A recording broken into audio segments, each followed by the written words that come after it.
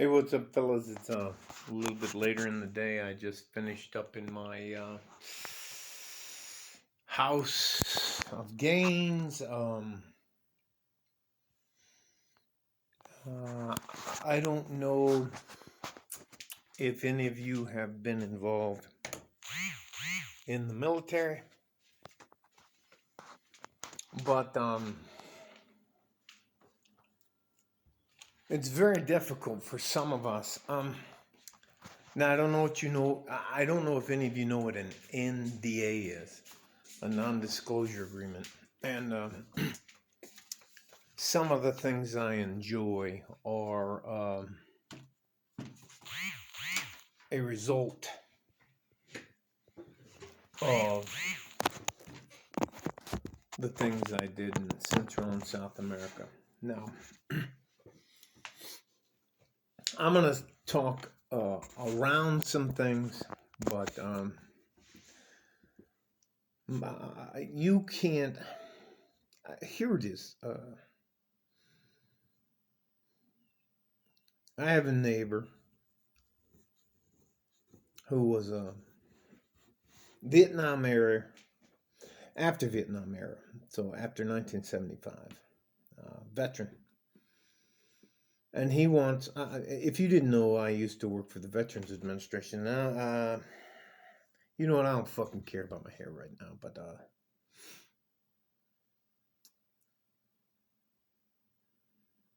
I'm just sick and tired of these fake warriors. To be what's called a tier one soldier in the Army, and I can only speak about the Army. Now, I've met and been around a bunch of SEALs.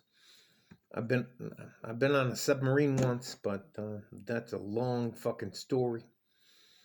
Man, I'll never ever get on a fucking submarine again. I can't believe how those fucking guys stay this close to each other. Like, wow.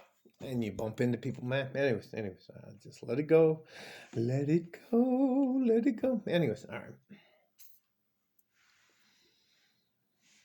I don't give a fuck at this point in time in my life. And I'm tired of fucking coddling you fucking bullshit lying scumbag veterans who claim you're like, there isn't anybody. 71 Lima is a clerk typist. And for you to sit there and tell me that you were a clerk typist by day, and at night you were with Mac RV, which is the equivalent of Delta Force. Man, get the fuck out of here. All right, you know what? I want to love and help my fellow veterans. Again, as always, I do not have to participate in your fucking delusions. And I do not have to participate. And I'm not guilty of anything I didn't do. I don't have to participate in your delusion. Just stop. All right. If you're in the military, let me stop. If you're in the military during the time we're at war, you get a medal that's saying you were in the military while we were at war. And what a lot of these fucking scumbags do is they take their service awards and try to claim that they're combat awards. Now, listen, some of us have combat related medals, and they're from the Medal of Honor, which is the top of the top, which means the American government goes, oh, fuck, you survived. Here. Rest of us, there's silver stars, bronze stars, purple hearts, all that kind of stuff. I have some of those awards. I don't talk about that stuff. But I'm fucking sick and tired of running into these guys who can't be happy with the career they had now. I was a criminal, and they put me into the infantry program. I came in as an 11 X-ray. which means I was infantry undesignated. I wasn't a Cav Scout. I wasn't a mortarman. I was not fucking. I wasn't even an actual small arms specialist. They fucking. I was just. I could have been a fucking spare tire on a truck for all they cared. And on top of that, I was a fucking asshole. And I ended up at Fort McClellan. They transferred me. Look, they transferred my stupid ass because at that time I was just out of fucking control, and I'm not a little guy. So, anyways, they transferred me from Fort Benning, Georgia, to Fort McClellan, Alabama. And if you don't know it, my stupid ass didn't know it at the time, but Fort McClellan's were the trained MPs, military police officers. Anyways, they to my benefit helped me straighten myself out. So it is what it is. But I can't tell you, if I meet one more of you fake fucking veterans, why can't you be happy if you were a cook, if you were a medic, if you were a wire dog, one of the guys that ran. Anyways, why can't you just be happy with what you did? Why do you have to always act like you were in the thick of the fight, ankle deep in hand grenade pins? You were stabbing people in the eye. Get the fuck out of here. Now, I'm going to, for the first time in my life, actually tell on myself. Now, my wife and my sons don't believe I did anything in the military. Now, I was an EOD sergeant. When I was in, the MOS was called 55 Delta. And I ended up being a 55 Delta 40, which means I was an E7 as a EOD sergeant. So I'm bumping around all over Central and South America. I mean, Chile, when Pinochet was in power. I can't tell you what it was fucking like to get off the plane and see these guys in the fucking black uniforms with their... I swear to God, they look just like the fucking SS out of the fucking... You couldn't have picked them out of World War II Germany and made any difference. They goose-stepped their... Anyways. I was sent down there because occasionally we had to what we call babies at the embassies. And one night, while I was in Santiago, Chile, at the U.S. Embassy, there were over 100 IEDs went off. Vehicle IEDs, those are improvised explosive devices. Those are just bombs that people make in their kitchen. And you know what? Yes, I know how to make napalm. You know what you do? You take gas, and you know what you do? You want to take some styrofoam. You just break it up and throw it in a bottle, and when it dissolves, it just sticks. The other thing, you can use detergent. Anyways, let me know. Paraguay and Uruguay. You want to go get a good German beer and wander around with 6-foot tall women and men with blue eyes and blonde hair? Go to Paraguay and Uruguay and some parts of Argentina.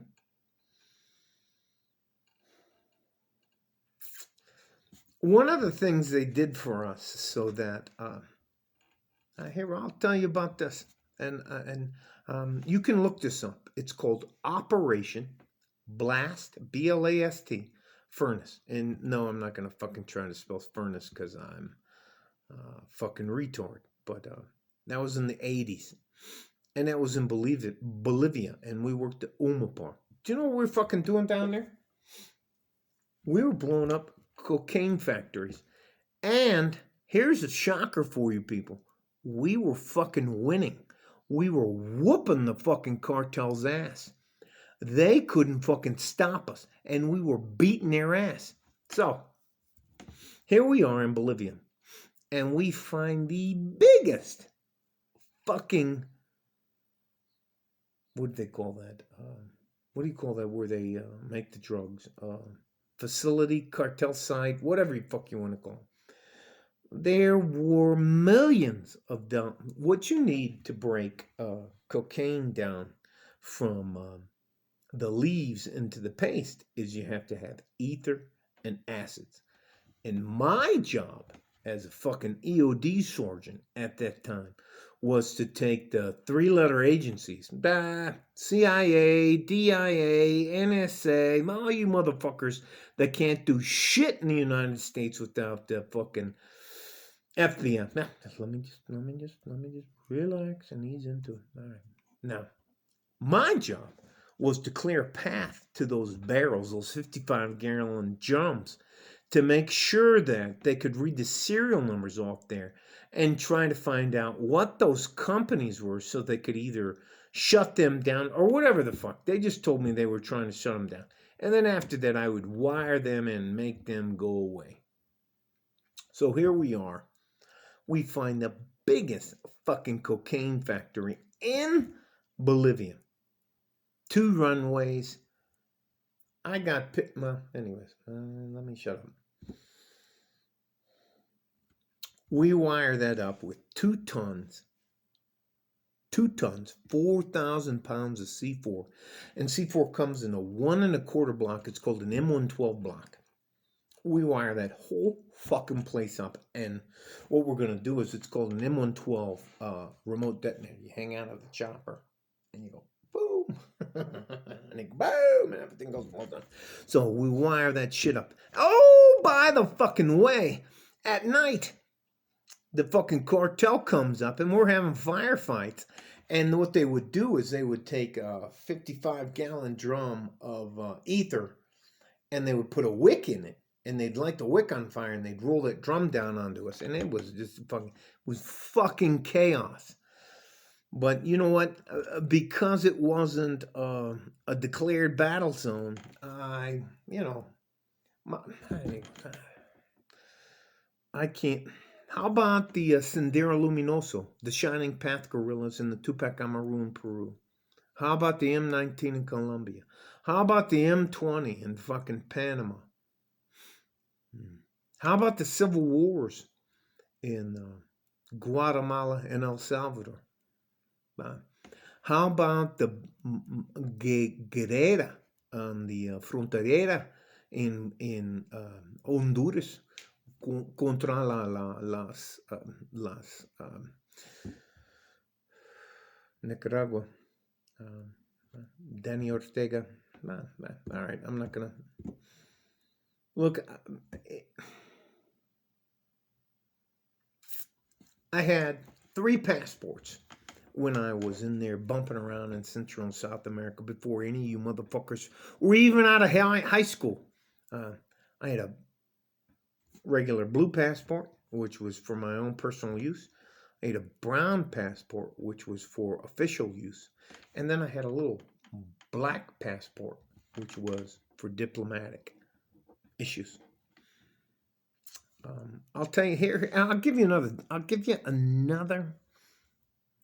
If you do not think that our government we make things go bump in the night. When I worked out of the United States, I worked for the State Department.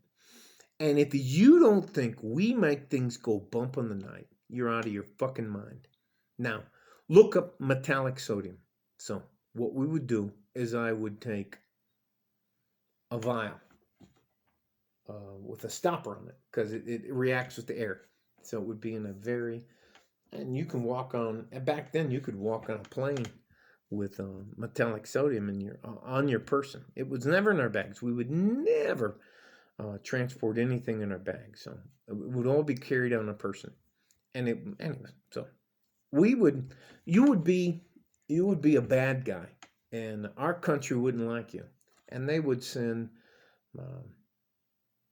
2 guys like me. And we would either use a soap dish. Do you guys know of potassium chlorate and sugar? Potassium chlorate, and you take potassium chlorate and sugar in a 50-50 mixture, and you put it in a soap dish. And on the top of that soap dish, you tape it shut. Well, before you take, man, it was a 50-50 mixture of potassium chlorate and sugar, and you put it in a soap dish. And in the middle of that, you take a Trojan condom, which takes about for me, 5 minutes and 45 seconds was what you called the safe separation time. And you'd take a syringe and you'd shoot hydrochloric acid in there. So the hydrochloric acid and the metallic sodium, not the metallic sodium, the potassium chlorate and soda would cause the combination of it being confined would cause it to come from together. Now, what I would do is I would go up and I would put that on the gas tank of your car.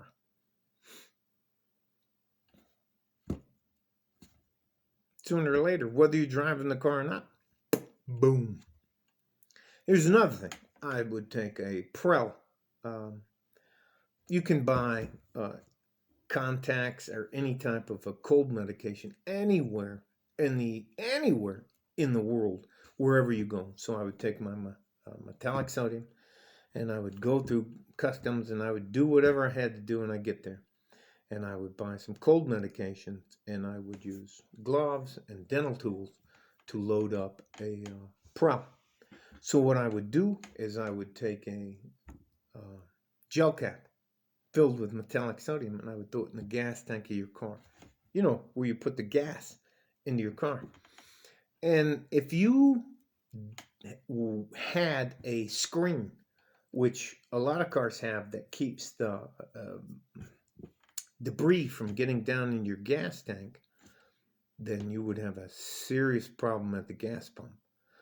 If you didn't, all gas tanks have a little bit of condensation, which is water at the bottom. At the bottom of the gas tank, water's heavier than gas, so the gas sits on top of that. So the gel cap goes down, gets into the water and the gas. Sooner or later, the gas eats away the gel caps, the metallic sodium goes off, and boom, no batteries, no wires, no nothing. If you make the mistake of having a screen in your gas cap, it's going off at the pump. So it is what it is.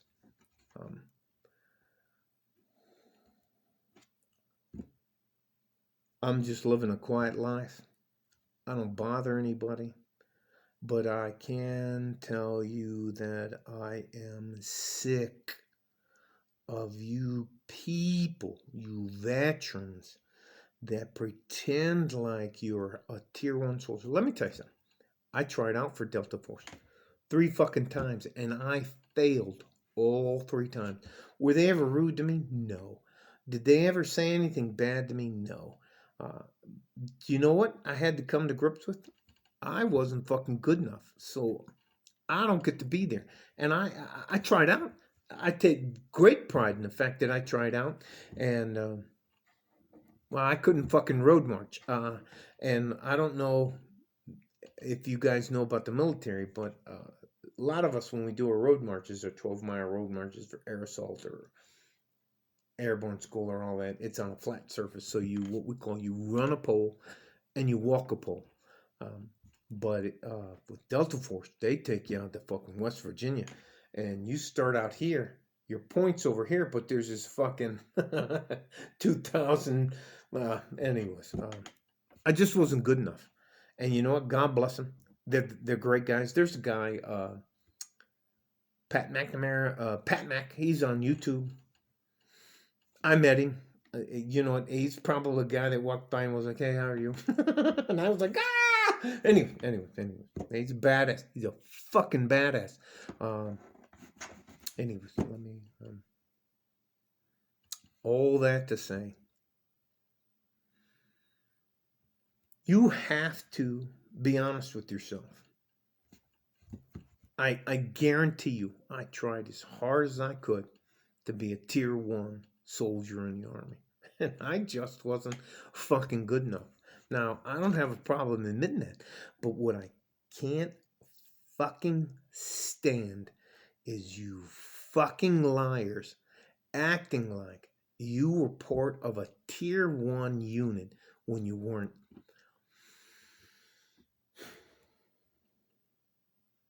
Well, anyways, I'm gonna fucking let this shit go. You know, I went on.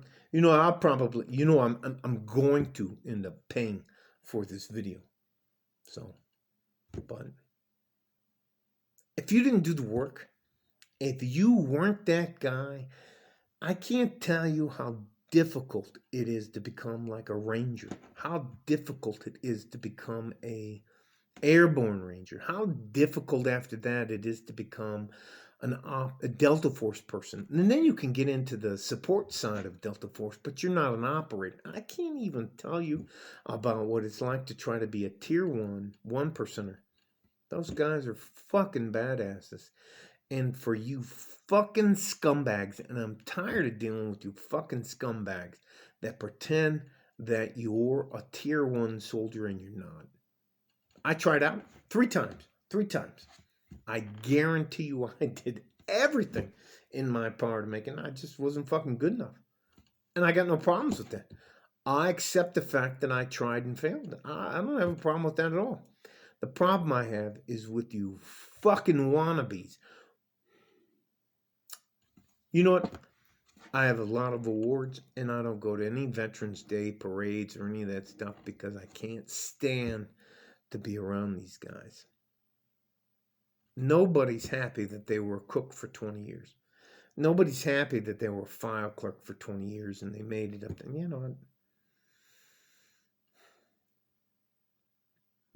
anyways, what brought this on is running into a guy who said he had 7 Purple Hearts today. Nah. And he had a Vietnam Service Medal. All right, now that Vietnam Service Medal has 3 oak leaf clusters on it. And he said that those were for 3 times. Anyways.